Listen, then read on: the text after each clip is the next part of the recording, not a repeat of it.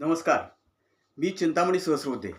रागरंग.com या यूट्यूब वाहिनीवर आपलं सहर्ष स्वागत आहे. मित्रांनो, आजच्या माझ्या व्हिडिओचं शीर्षक पाहून आपल्याला आश्चर्य वाटलं असेल, की जनसुराज्य पक्षाचे प्रदेशाध्यक्ष समित कदम यांचे पुनरागमन म्हणजे नेमकं काय, हे अनेकांच्या लक्षात आलं नसेल. तर समित कदम यांचं पुनरागमन म्हणजे भारतीय जनता पक्षाच्या नेत्यांच्या बरोबर ते पुन्हा दिसू लागलेले आहेत. मधल्या काळामध्ये म्हणजे महापालिकेची निवडणूक असेल आणि त्यानंतर जिल्हा परिषदेची पंचायत समितीची निवडणूक असेल, या काळामध्ये समित कदम हे पालकमंत्री चंद्रकांतदादा पाटील किंवा भारतीय जनता पक्षाचे अन्य नेते यांच्यासोबत फारसे दिसत नव्हते. परंतु परवा म्हणजे जेव्हा महायुतीची बैठक झाली जिल्हा परिषदेच्या संदर्भामध्ये, सत्ता स्थापन करण्याच्या संदर्भामध्ये, तेव्हा समित कदम हे पालकमंत्री चंद्रकांतदादा पाटील यांच्याबरोबर त्या चर्चेत सहभागी झाल्याची बातमी आली. एवढंच नव्हे तर कोल्हापूरमध्ये भारतीय जनता पक्ष आणि महायुतीचा महापौर तिथं विराजमान झाले. त्यावेळेला सुद्धा जनसुराज्य पक्षाचे संस्थापक आमदार विनयजी कोरे यांच्यासोबत समित कदम हे सुद्धा चंद्रकांतदादा पाटील यांच्याबरोबर त्या कार्यक्रमामध्ये दिसत होते. म्हणजे नूतन महापौरांच्या, महायुतीच्या नूतन महापौरांच्या आणि उपमहापौरांच्या स्वागताच्या सत्काराच्या कार्यक्रमात समित कदम हे दिसत होते. यावरनं पुन्हा एकदा समित कदम हे भारतीय जनता पक्षाच्या नेत्यांची त्यांची जवळीक वाढली आहे असा एक अर्थ त्यातून निघतो.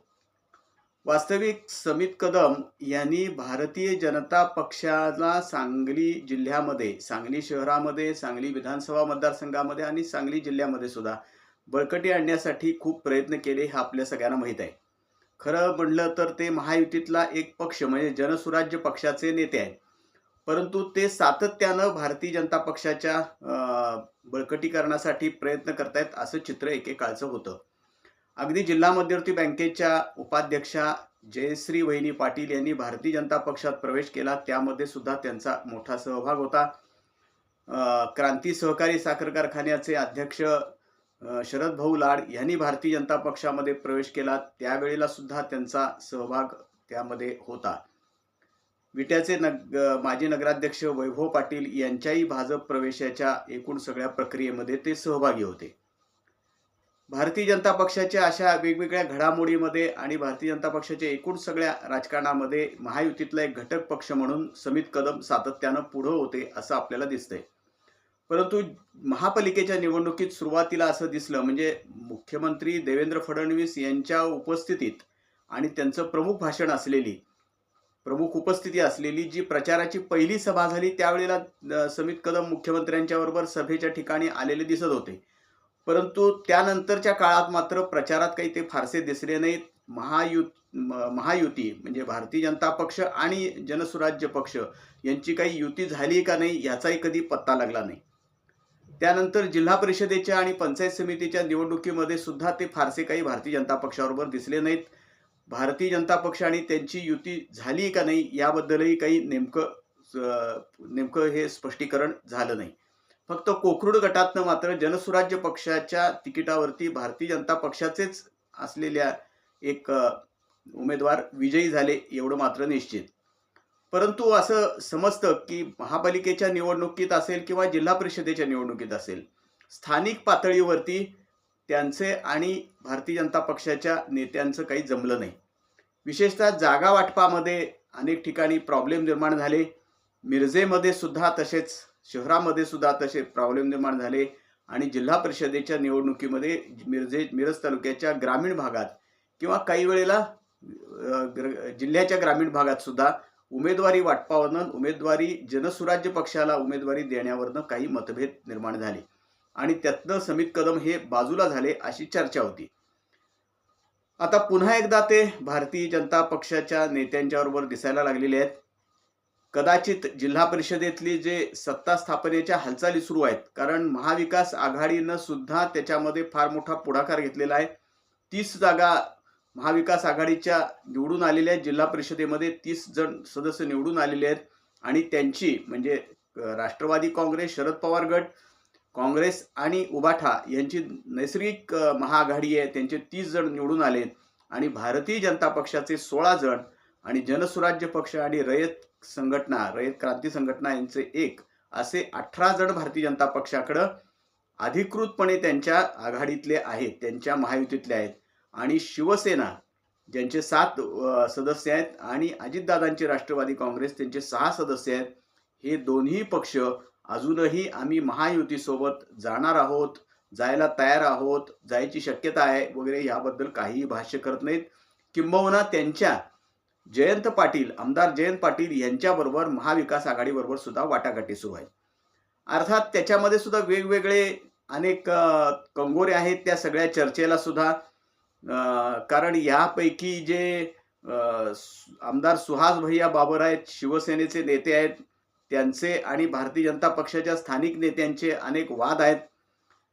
त्यांचे काही प्रश्न आहेत, त्यांच्या काही मागण्या आहेत. परंतु तरी सुद्धा सुहास भैया बाबर आणि भारतीय जनता पक्षाचे अगदी वरिष्ठ नेते म्हणजे अगदी मुख्यमंत्री देवेंद्र फडणवीस यांचे काही फार तीव्र असे मतभेद नाहीत. तीच गोष्ट इकडं भारतीय अजितदादांच्या राष्ट्रवादी काँग्रेसच्या बाबतीत सुद्धा आहे. त्यामधले सुद्धा बरेचसे नेते हे भारतीय जनता पक्षात येऊन पुन्हा मग ते अजितदादांच्या राष्ट्रवादी काँग्रेसमध्ये गेलेले आहेत. त्याच वेळेला अशी एक बातमी येते की अगदी आघाडीतले सुद्धा काही म्हणजे महाविकास आघाडीतल्या एका महत्त्वाच्या पक्षातले सुद्धा काही सदस्य हे भारतीय जनता पक्षाबरोबरच्या संपर्कात असल्याची पण बातमी येते. त्यामुळं हा जो जिल्हा परिषदेमध्ये सत्ता स्थापनेचा जो रहस्यमय तिढा तयार झालेला आहे तो अजून काही सुटायला तयार नाही. अशा वेळेला समित कदम यांची कदाचित मदत भारतीय जनता पक्षाच्या नेत्यांना दोन्हीकडे समन्वय साधण्यासाठी होऊ शकते. कारण अनेकदा असं असतं राजकारणामध्ये असेल किंवा अगदी आपल्या नेहमीच्या व्यवहारात सुद्धा असेल, दोन्ही बाजू एकत्र आणण्यासाठी अगदी टोकाच्या 2 बाजू एकत्र आणण्यासाठी सुद्धा अशा समन्वयकाची एखादी गरज असते. आणि ती भूमिका गेल्या काही वर्षामध्ये, गेल्या काही महिन्यात सुद्धा आपण म्हणू हे समित कदम पार पाडत होते. परंतु गेल्या काही दिवसामध्ये मात्र ते विशेषतः महापालिका निवडणुकीपासून आणि जिल्हा परिषद निवडणुकीपासून भारतीय जनता पक्षापासून बाजूला झालेत काय अशी चर्चा सुरू झालेली होती. परंतु अलीकडं ते दिसायला लागलेले आहेत. म्हणजे त्यामुळंच मी या व्हिडिओला समित कदम यांचं पुनरागमन असं नाव दिलेलं आहे. एखाद्या रहस्यकथेला नाव शोभावं असं हे टायटल आपल्याला वाटत असेल. पाहूया नेमकं काय होतंय ते. भारतीय जनता पक्षाची प्रणित महायुतीची सत्ता स्थापन करण्यामध्ये पुन्हा एकदा भारतीय जनता पक्षाचे वरिष्ठ नेते, शिवसेनेचे नेते, वरिष्ठ नेते, अजितदादांच्या राष्ट्रवादी काँग्रेसचे वरिष्ठ नेते आणि स्थानिक नेते सुद्धा, स्थानिक नेत्यांचा सुद्धा विचार घेतल्याशिवाय काही वरिष्ठ नेते निर्णय देणार नाहीत.